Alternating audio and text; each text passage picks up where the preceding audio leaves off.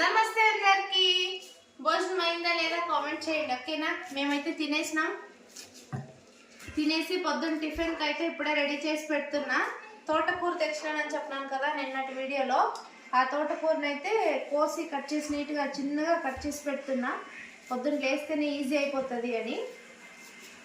ఏం తిన్నారు కామెంట్ చేయండి. మేమైతే రసము రైస్ తిన్నా. అప్పుడైతే వీడియో చేయలేదులేండి.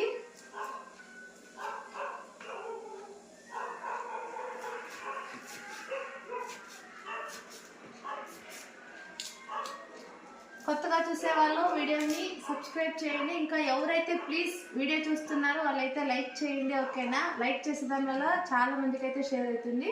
బాయ్.